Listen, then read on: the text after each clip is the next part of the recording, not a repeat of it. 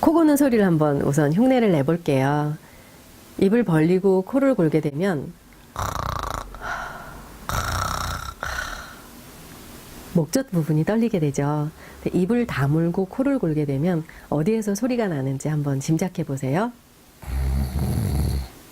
누구나 흉내를 낼 수가 있는데요. 코로 숨을 들이쉬면서 입천장 부분을 떨리게 하면 코골이 소리가 납니다. 코골이 소리가 나는 부분을 그림에서 짚어보면요. 입을 벌리고 코를 골면 목젖 부분이 떨리죠. 이 부분이요. 입을 다물고 코를 골면 이 부분에서 소리가 납니다. 입천장을 볼 때 딱딱한 그 경국의 부분을 지나서 연국의 부분이 마찰이 일어나면서 소리가 나게 되는데요. 이것이 코골이 소리입니다. 그래서 코골이는 배룬의의 효과가 나타나는 그런 소리인데요.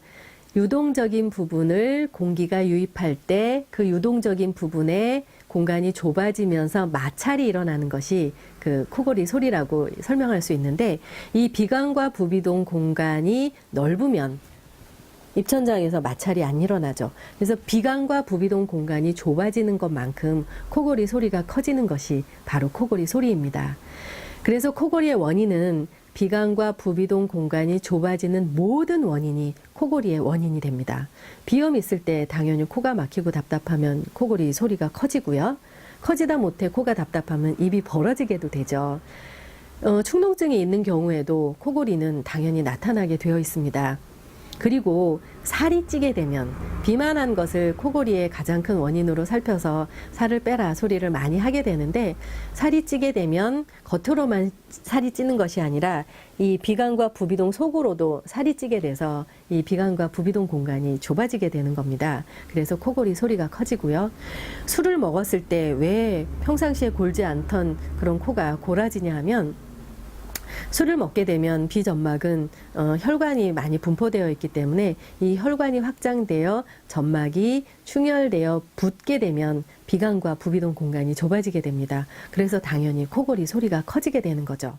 코골이의 치료는 비강과 부비동 공간이 좁아지는 모든 원인을 제거하는 것이 코골이 치료의 정답이라고 말씀드릴 수 있는데요. 코로 숨을 정확하게 쉴 수 있게 만들어주는 것이 또한 코골이 치료이기도 합니다.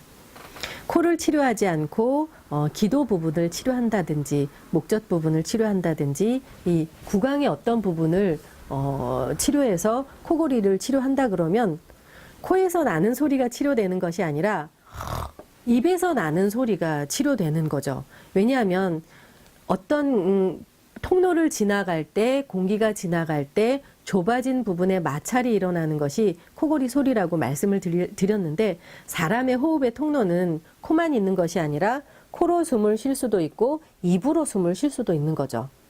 입으로 숨을 쉴 때 좁아지는 부분은 바로 이 부분입니다.